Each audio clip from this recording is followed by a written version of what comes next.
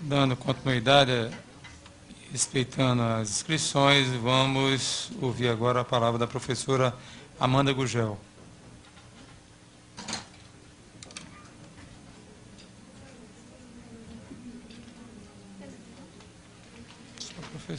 Bom dia a todas e todos. Durante cada fala aqui, eu pensava em como organizar a minha fala, né? Porque, assim, são tantas questões a serem colocadas e tantas angústias, né, do dia a dia, de quem está em sala de aula, de quem está em escola, e eu queria, pelo menos, conseguir sintetizar minimamente essas angústias. Mas também, como as pessoas apresentam muitos números, e como sempre colocam, os números são irrefutáveis, eu gostaria também de apresentar um número para iniciar a minha fala, que é um número composto por 3 algarismos apenas, bem diferente dos outros números que são apresentados aqui com tantos algarismos, que é o número do meu salário, né? Um 9, um 3 e um 0. Meu salário base, R$ 930. E aí eu gostaria de fazer uma pergunta a todas e todos que estão aqui, sim, nível superior, com especialização. Se vocês conseguiriam, mas também respondam só se não ficarem constrangidos, obviamente. Se vocês conseguiriam sobreviver ou manter o padrão de vida que vocês mantêm com este salário? Não conseguiriam. Certamente, esse salário ele não é suficiente para pagar nem a indumentária, né, que os senhores e as senhoras utilizam para poder frequentar esta casa aqui. Não é? Então, assim, a minha fala não poderia partir de um ponto diferente desse, porque só quem está em sala de aula, só quem está pegando 3 ônibus por dia para poder chegar ao seu local de trabalho, um ônibus precário, inclusive, é que pode falar com propriedade sobre isso.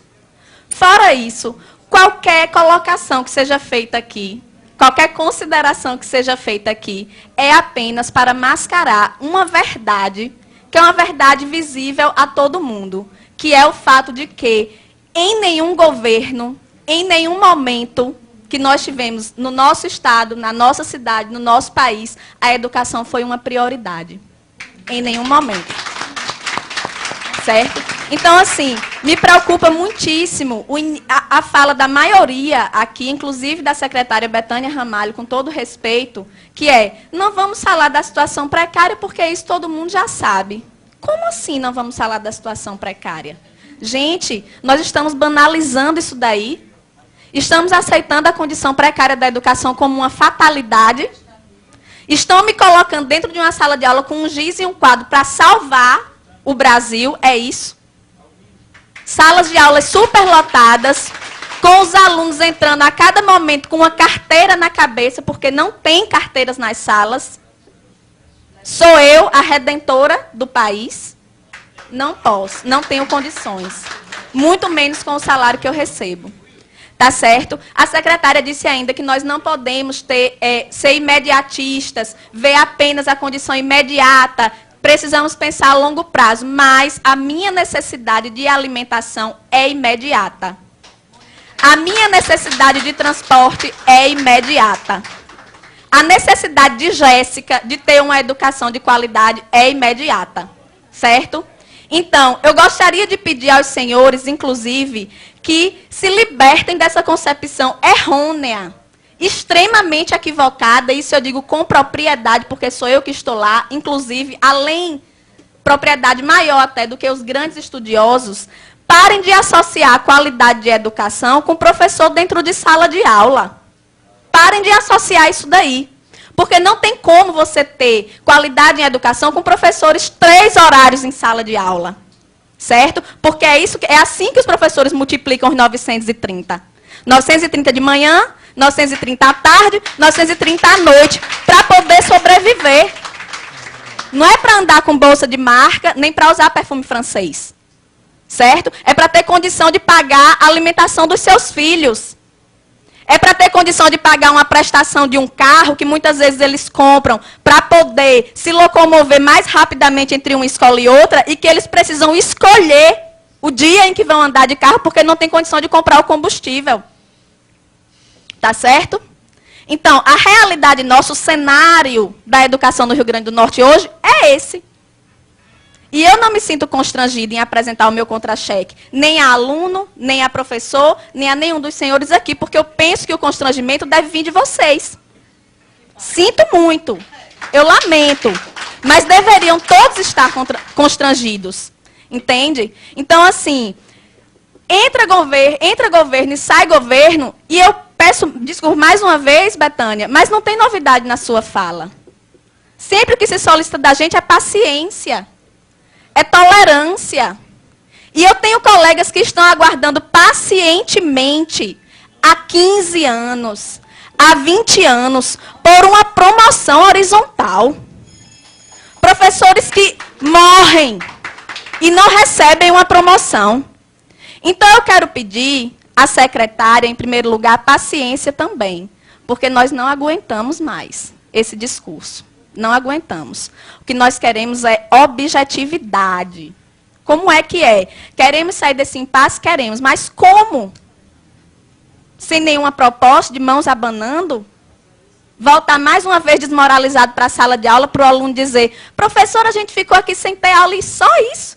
Vocês receberam R$20, R$30, dão risada. Pedimos ainda, secretária, respeito. Para que a senhora não vá mais à mídia dizer assim, pedimos flexibilidade, como se nós fôssemos os responsáveis pelo caos, que na verdade só se apresenta para a sociedade quando nós estamos em greve, mas que está lá todos os dias, dentro da sala de aula, dentro da escola, em todos os lugares. Certo? Então, respeito. Não se refira à nossa categoria dessa forma, não se refira. Nem se refira apenas como se fosse a direção do Síndico que está querendo fazer essa greve. Não é não, é 90% da categoria. 90% da categoria no estado inteiro, nos interiores, aqui na capital. Certo? Pedimos aos deputados apoio. Estejam mais presentes, participem ali, vão à nossa assembleia, procurem ouvir esses trabalhadores, procurem saber a realidade. Certo?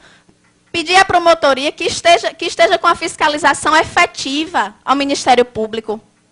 Que não seja para dizer, professor não pode comer desse cuscuz não, porque é um cuscuz alegado que a gente come, o cuscuz da merenda. Porque a promotoria está para lhe dizer que a merenda é do aluno, não é do professor. Certo? É assim que funciona. Diga-se de passagem, nós não temos recurso para estar nos alimentando diariamente fora de casa. Não temos para isso. Certo? Então, são muitas questões mais complexas, certo? São muitas questões muito complexas que poderiam ser colocadas aqui, mas, infelizmente, o tempo é curto e eu gostaria de solicitar isso. Em nome dos meus colegas que comem o cuscuz alegado, em nome dos meus colegas que pegam 3 ônibus para chegar ao seu local de trabalho, em nome de Jéssica, que está sem assistir aula nesse momento, mas que fica sem assistir aula por muitos outros motivos, por falta de professor, por falta de merenda, certo? É isso que eu quero dizer.